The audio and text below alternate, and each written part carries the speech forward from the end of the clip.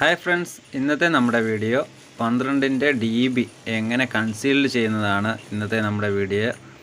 അതിന് വേണ്ടിയിട്ട് നമ്മൾ ബോക്സിൻ്റെ അളവിന് നമ്മൾ കട്ടർ കൊണ്ട് കട്ട് ചെയ്ത് വെച്ചിട്ടുണ്ട്.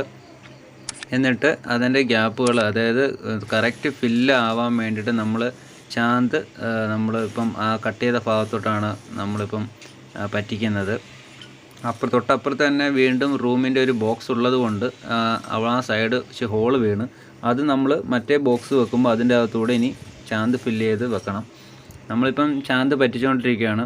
കറക്റ്റ് അളവിന്, അതായത് ഉള്ള് കറക്റ്റ് ബോക്സ് സെറ്റിങ് ആവാൻ വേണ്ടിയിട്ടുള്ള അളവിന് മാത്രം ചാന്ത് പറ്റിക്കുക. അതിൽ കൂടുതൽ ചാന്ത് പറ്റിക്കരുത്, ബോക്സ് ഒത്തിരി തെള്ളിപ്പോവും.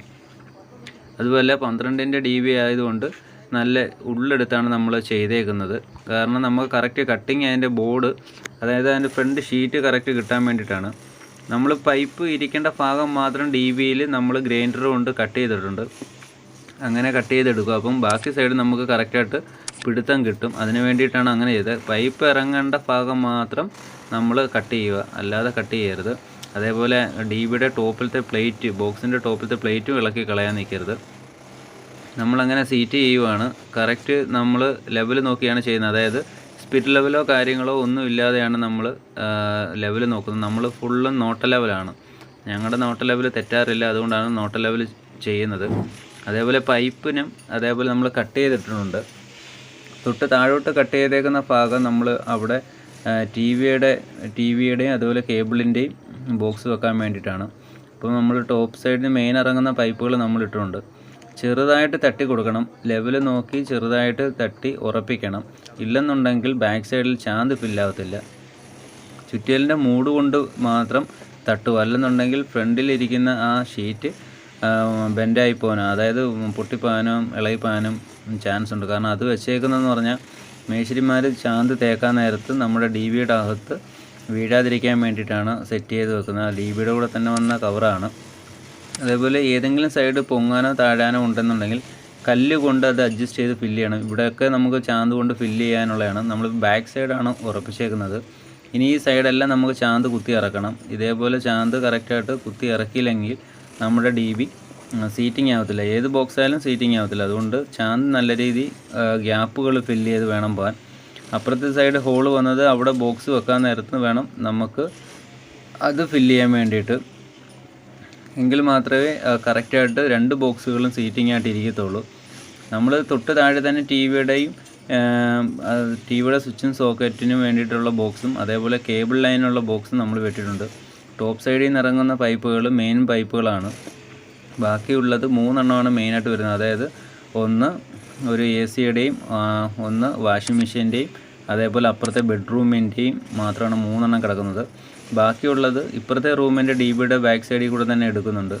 പിന്നെ തൊട്ട് താഴെയുള്ളത് നമ്മൾ ഹാളിലത്തേനും എടുക്കുന്നുണ്ട്. അപ്പോൾ അങ്ങനെയാണ് ഈ 3 പൈപ്പുകൾ മേളിൽ വന്നത്. ബാക്കിയെല്ലാം തൊട്ട് താഴെ വഴിയാണ് പോകുന്നത് കൊണ്ടാണ് അങ്ങനെ ഇട്ടേക്കുന്നത്.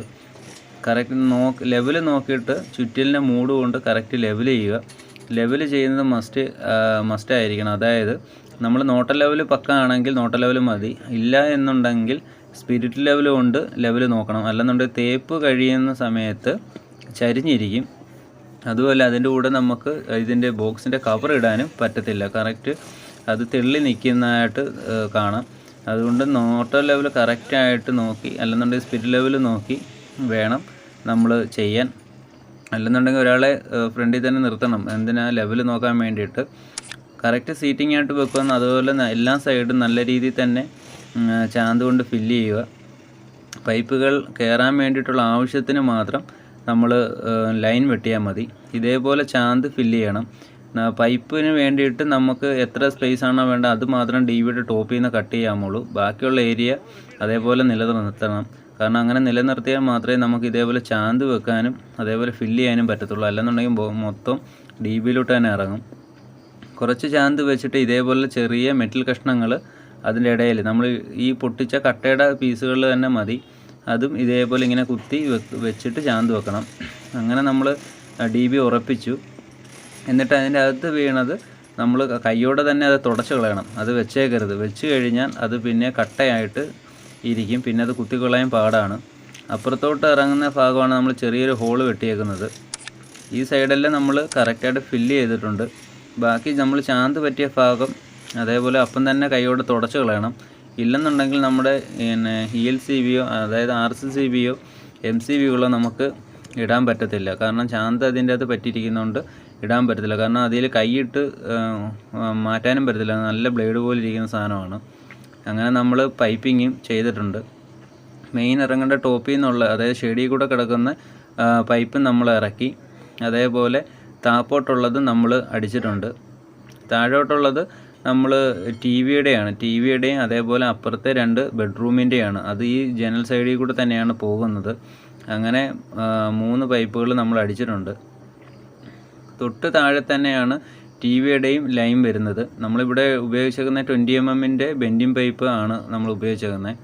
തൊട്ട് താഴെ റെഡ് കളർ ഇൻസുലേഷൻ ടേപ്പ് അടിച്ചിട്ടേക്കുന്നത് താഴെ DBയിൽ നിന്ന് മേപ്പോട്ട് വരാനുള്ള ലൈനാണ്. ഈ താഴെ DBയിൽ നിന്ന് മുകളിലത്തെ DBയിലോട്ടുള്ള ലൈനും ഒരു പൈപ്പ് നമുക്ക് LED താഴത്തെ സ്വിച്ച് ഹാളിൽ കൊണ്ടുപോകാൻ വേണ്ടിയിട്ടാണ് ഒരു പൈപ്പ് നമ്മൾ ഇട്ടേക്കുന്നത്. അപ്പോൾ LEDയുടെ കണക്ഷൻ അല്ലെങ്കിൽ DB കൂടെ തന്നെയാണ് പോകുന്നത്. ഇല്ലെന്നുണ്ടെങ്കിൽ കുറേ പൈപ്പ് ചിലവാകും. അതിന് വേണ്ടിയിട്ടാണ് നേർക്ക് നേരെ വെച്ചേക്കുന്നത്. സിമ്പിളായിട്ട് തന്നെ നമുക്ക് DB ഇങ്ങനെ തന്നെ സെറ്റ് ചെയ്യാം. നോക്കി ചെയ്ത് കഴിഞ്ഞാൽ മനോഹരമായിട്ട് തന്നെ നമുക്ക് ചെയ്യാവുന്നതേ ഉള്ളൂ.